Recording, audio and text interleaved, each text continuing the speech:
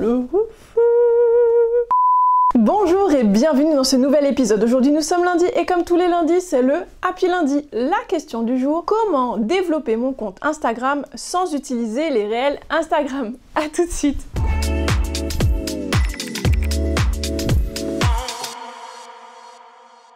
Bonjour et bienvenue dans ce nouvel épisode. Comme je le disais dans l'introduction, aujourd'hui nous allons répondre à la question comment développer son compte Instagram sans utiliser les réels Instagram. Alors bien entendu, je vous invite très fortement à utiliser les réels Instagram parce que tout simplement c'est une fonctionnalité qui fait gagner énormément de visibilité et je vous recommanderais vraiment pas de ne pas l'utiliser parce que tout simplement ça c'est comme jouer avec une main dans le dos, ce serait vraiment pas très intéressant. Cependant, il y a tout de même d'autres fonctionnalités, d'autres outils sur Instagram qui vous permettent également de développer votre compte et qui vous permettent de vraiment faire grandir votre compte rapidement. Donc à ne pas négliger. Donc toutes ces astuces, j'en ai 10 à vous proposer aujourd'hui. Croyez-moi, ce sont des pépites. Prenez un calepin, de quoi noter, une petite boisson pour siroter. Bon, dans tous les cas, n'oubliez pas de vous abonner à ce compte Instagram, donc à mon compte Instagram, de façon à ce que vous puissiez découvrir mon cadeau qui est tout simplement une formation offerte sur comment transformer ses followers en clients. Mais surtout, abonnez-vous à la chaîne, activez la cloche afin d'être tenu au courant des nouvelles vidéos qui seront publiées dès la semaine prochaine puisque vous n'avez certainement pas envie de manquer ça, surtout si vous êtes nouveau sur cette chaîne. Sachez qu'ici qu'on parle d'outils digitaux, on parle de réseaux sociaux, on apprend comment développer son business en ligne et c'est une chaîne dédiée aux entrepreneurs et créateurs de contenu. Donc abonnez-vous, partagez, likez, commentez massivement cette vidéo si vous souhaitez en avoir d'autres comme celle-ci et n'oubliez pas de poser toutes vos questions dans les commentaires sous cette vidéo. Les questions qui vont revenir le plus souvent ou qui sont les plus pertinentes seront l'objet d'une vidéo pour que je puisse vous répondre en vidéo. Aujourd'hui, alors je vous invite tout d'abord, alors avant de commencer vraiment dans le vif du sujet, pour tout ce qui va être donc nouvelles fonctionnalités, qui va être voilà des choses que vous n'aurez peut-être pas, je vous invite à désinstaller, réinstaller votre compte Instagram si vous voyez qu'il y a certaines astuces que vous ne pouvez pas appliquer ou des nouvelles fonctionnalités que vous ne pouvez pas appliquer. Dans tous les autres cas, je vous invite tout simplement à vous rendre sur votre compte Instagram et noter toutes ces nouvelles petites choses que vous pouvez appliquer dès maintenant. Première astuce, ça va être dans les stories. Alors, vous allez voir que dans les stories, vous avez un public différent. Quand vous faites une publication sur Instagram, vous avez les stories d'un côté et les publications qui apparaissent dans votre feed de l'autre. Les publications qui sont dans les stories, ce sont les personnes qui sont déjà abonnées à votre compte qui vont les voir. Tandis que les publications qui sont faites dans votre feed, donc les publications normales comme vos photos, vos réels et vos carousels, ce sont plutôt les personnes qui sont bien entendu de votre audience, ceux qui sont abonnés à votre compte, mais c'est beaucoup plus la possibilité de développer votre compte avec des personnes qui ne vous connaissent pas encore. Donc ça, vous l'aurez remarqué, même des publications, donc vous avez déjà vu dans votre feed, des publications de personnes auxquelles vous n'êtes pas abonné et c'est normal. Pourquoi je vous invite à utiliser les stories dans ce cas-là? C'est tout simplement parce que lorsque vous faites des stories et que vous avez donc des personnes dans votre audience qui vont être à interagir avec votre publication, donc ils vont être particulièrement actifs parce que justement ils sont abonnés, ils vous connaissent, ils ont déjà un lien de confiance avec vous, donc ils sont beaucoup plus prêts à être connectés avec vous et à vous laisser des commentaires, des messages, à interagir avec vos stickers et les jauges à émotion ou vos sondages, vos questions, etc. etc. Lorsqu'ils vont interagir donc normalement de façon active avec vos publications en stories, et bien ce qui va se passer, c'est que l'algorithme va se dire tiens, ce compte est très intéressant puisque je vois que les personnes qui sont abonnées à ce compte interagissent régulièrement avec ce compte. Donc, je vous invite bien entendu à utiliser toutes les fonctionnalités qui vont générer de l'interaction comme les stickers, les jauges à émotions, les sondages, les questions. Ça va être très intéressant pour vous parce que plus il y aura de l'interaction, plus l'algorithme va se dire que votre compte est à forte valeur ajoutée et plus l'algorithme va se dire ça justement, plus il va se dire ah bah tiens, si ce compte est à forte valeur ajoutée, que les gens interagissent avec, ceux qui sont abonnés interagissent déjà avec, eh bien il y a de fortes chances que les personnes qui ne connaissent pas ce compte puissent être intéressées par ce contenu-là. Et c'est là que vous gagnez de nouveaux abonnés de par les stories que vous avez publiées et dont votre audience va interagir avec, et que lorsque vous allez faire de nouvelles publications, et bien tout simplement l'algorithme va pousser ces publications auprès d'un public qui ne vous connaît pas, parce que tout simplement vous avez de l'interaction avec votre audience qui est déjà là. Vous me suivez? suivez? Donc ça, c'était la première astuce. Je vous invite vraiment à partager dans vos stories que vous avez mis en application tout ça et surtout, montrez-moi vos résultats. Je suis sûre que vous en aurez. Deuxième astuce, c'est tout simplement d'utiliser les carousels. Les carousels, c'est cette publication où vous avez plusieurs slides. Vous avez donc en général entre 5 et 7. Moi, c'est ce que je recommande d'utiliser comme nombre de slides. Ces carousels sont particulièrement appréciés par l'audience sur Instagram, d'ailleurs sur LinkedIn aussi, hein, ils aiment beaucoup les carousels. Cependant, sur Instagram, ils vont apprécier ce contenu-là et je vais vous donner quelques astuces pour avoir un carrousel performant. Première chose, faites en sorte d'avoir une couverture, donc la première slide, donc c'est ce que je considère comme une couverture, comme la couverture de votre livre. Et bien la couverture, il faut qu'elle soit catchy, qu'elle capte l'attention, vous allez peut-être faire en sorte d'avoir une accroche, une question, faire en sorte qu'on ait envie de regarder la suite. Ensuite, dans les autres slides, vous allez faire en sorte d'avoir le contenu en lui-même, hein, tout simplement. Ça peut être un mini cours, des mini astuces sur chacune des slides, mais en tout cas, chacune des slides doit fonctionner toute seule de façon à ce que chacune d'entre elles soit partageable. Pourquoi? Parce que tout simplement, si chacune des slides fonctionne toute seule, elle est partageable d'une part, mais aussi elle va apporter de la valeur et on aura envie d'aller sur la slide suivante. Donc ça va être intéressant, on va rester plus longtemps à consommer votre contenu. Hein, le carrousel, c'est ce qui ça va provoquer, on va rester plus longtemps qu'un contenu classique. Et ça va faire en sorte d'envoyer un signal à l'algorithme en disant, voilà, ce contenu-là, il est performant, regarde, il reste longtemps à consommer ce contenu-là. Ensuite, vous allez faire en sorte d'avoir, donc après avoir créé votre contenu, vous allez faire en sorte d'avoir à la fin, donc vers la fin, vous allez avoir une slide qui va être tout simplement un rappel, les points à retenir de votre contenu. Donc c'est un résumé, si vous préférez, de ce qu'ils ont vu précédemment, afin que votre audience puisse se dire « Ok, voilà, j'ai vu tout ça et ce que je dois retenir, c'est ça ». Cette slide serait également hautement partageable puisque du coup, c'est un résumé de tout ce que vous avez dit. Ça va permettre d'augmenter votre visibilité auprès d'autres personnes. Ils vont le partager dans les stories, etc., etc. Enfin, dernière slide, souvent, ce que je vous recommande, très fortement d'ailleurs, c'est de mettre toujours un appel à l'action sur la dernière slide. C'est la dernière slide, donc appel à l'action, comprenez, call to action en anglais, appel à l'action en français. Ça comprend tout simplement un message qui va inviter soit à liker, commenter, répondre à une question, à partager ce contenu, à vous suivre sur un autre réseau social ou sur Instagram en lui-même.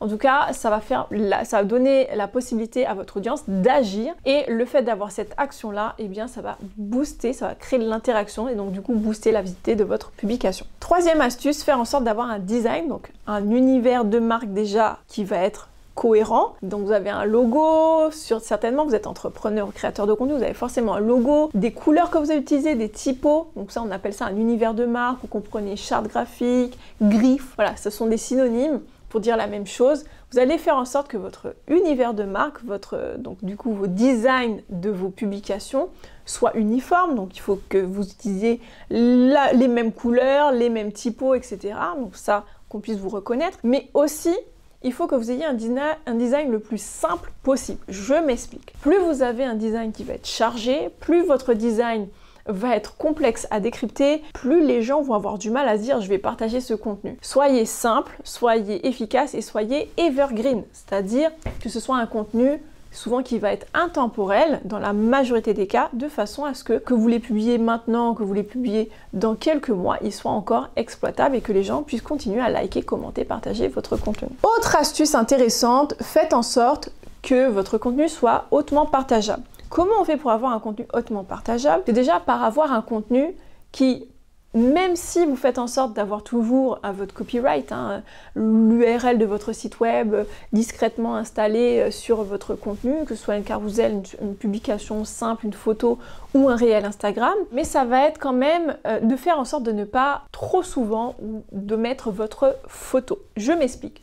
Dans vos publications, vous avez parfois envie de mettre votre photo pour pouvoir faire en sorte de développer votre image de marque, pour que les gens vous reconnaissent, etc. etc. C'est très bien. L'audience qui vous connaît déjà, vous connaît et il n'y a pas de souci, ils vont plus facilement partager votre contenu puisqu'ils vous connaissent déjà, ça permet de développer votre image de marque. Par contre, pour ceux qui ne vous connaissent pas encore, eh bien ils vont avoir un peu de mal à partager un contenu où il y a votre photo puisqu'ils ne vous connaissent pas encore. Donc du coup, ça va faire bizarre de partager dans leur story par exemple un contenu avec la photo d'un inconnu. Donc on va éviter de mettre trop souvent sa photo, on va faire en sorte d'avoir son nom, son prénom, l'URL par exemple, des choses comme ça, le nom de son entreprise, son logo, mais on va le faire de façon discrète, pas trop flashy, genre le logo en plein milieu qui empêche de partager le contenu, ça va faire un peu bizarre dans le contenu, dans la story de quelqu'un d'autre. Ensuite, faites en sorte d'utiliser la fonctionnalité collaborateur. Qu'est-ce que c'est que la fonctionnalité collaborateur? Eh bien tout simplement,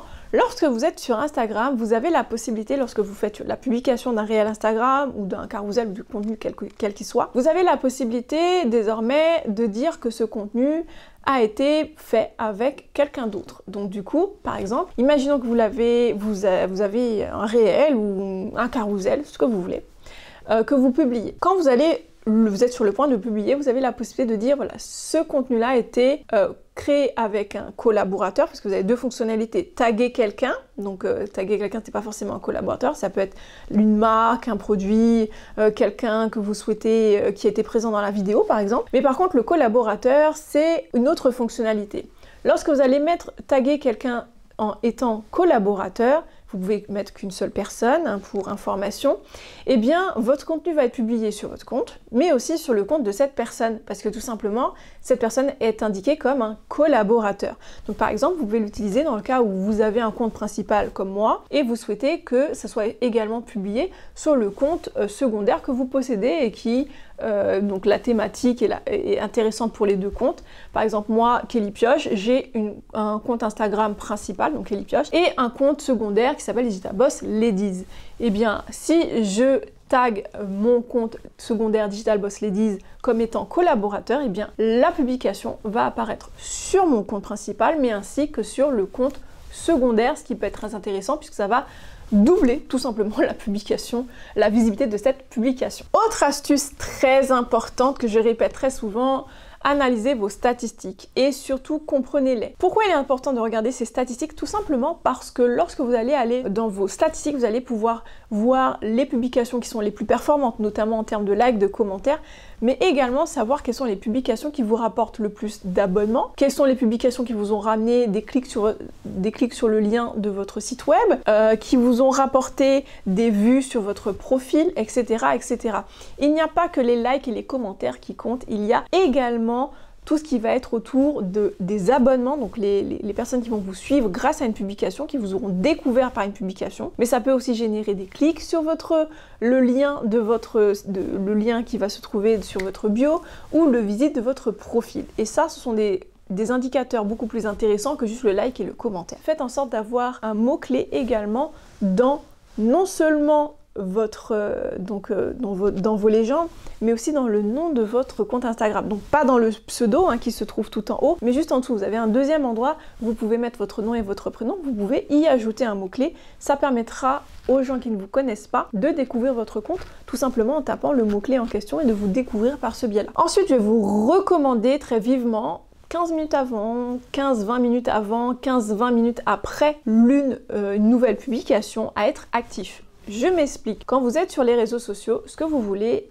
en général, c'est que les gens soient actifs sous vos publications, qu'ils likent, qu'ils commentent, qu'ils partagent votre contenu. Soyez également actifs vous-même pour que les autres le soient aussi.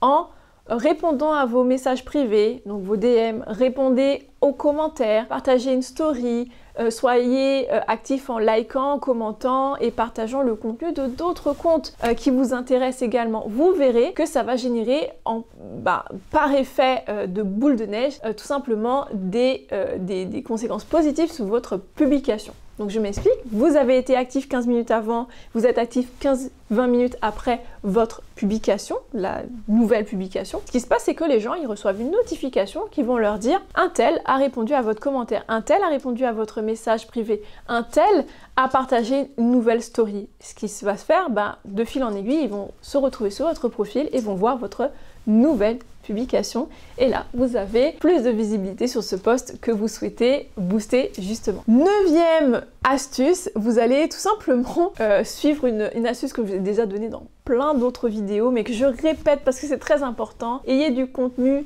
régulier de qualité. Le fait de créer du contenu régulier et de qualité, donc ça sert à rien d'avoir un contenu de qualité si c'est pas du contenu qui est régulier parce que du coup il va manquer un élément dans l'équation. Il faut vraiment avoir du contenu de qualité, ça c'est très important parce que si vous publiez régulièrement du contenu de mauvaise qualité, publier pour publier, ça ne servira à rien. Ça va pas forcément vous apporter une communauté plus grande. Par contre, le fait de créer du contenu à forte valeur ajoutée et de le faire de façon régulière, ça va forcément développer votre communauté puisque les gens, au fur et à mesure, le monde apporte le monde et puis surtout, le fait d'avoir du contenu de qualité, les gens vont forcément avoir envie de le partager parce que ou de l'enregistrer pour plus tard, pour le revoir pour plus tard. Et ces deux éléments-là sont des indicateurs forts pour l'algorithme que votre contenu est de qualité et ça ouvre la porte de je pousse le contenu auprès d'un public qui ne connaît pas encore ce compte parce que ce contenu est à forte valeur ajoutée. Donc voilà, ça c'est une astuce, une petite pépite encore une fois. 10e astuce et dernière astuce,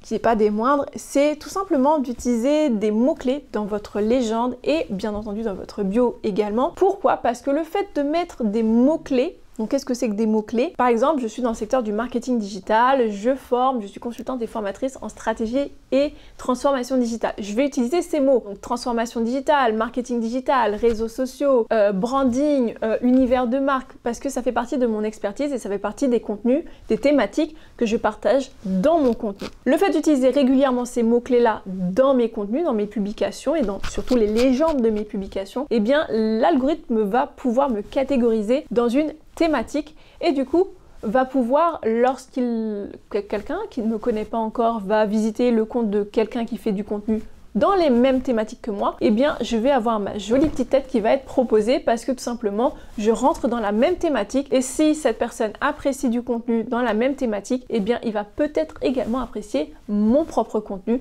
Donc il va y avoir proposition de mon propre compte et du coup c'est comme ça que vous développez votre compte massivement parce que les gens vous découvrent plus facilement. Donc faites attention à ce petit détail qui vaut de l'or. Voilà, j'espère que cette vidéo vous aura été utile. On se donne rendez-vous la semaine prochaine. N'oubliez pas de vous abonner à la chaîne, d'activer la cloche afin d'être tenu au courant des nouvelles vidéos qui sont publiées sur cette chaîne et je sais que vous n'avez pas envie de manquer ça. N'oubliez pas également d'aller sur Instagram, de vous abonner à mon compte. Vous recevrez un joli cadeau. Vous avez dans la bio, dans le lien de la bio, vous allez retrouver une formation offerte que je vous offre qui est sur comment apprendre à transformer ses followers en clients. Je suis sûre que si tu es entrepreneur ou que tu es créateur de contenu, tu as envie d'avoir toutes ces astuces là, c'est une masterclass qui est offerte et qui dure 1 heure de mémoire. Ouais, voilà, c'est une formation qui vous est offerte. Donc allez sur Instagram, vous allez retrouver cette formation offerte. On se dit à la semaine prochaine pour une nouvelle vidéo. Ciao ciao.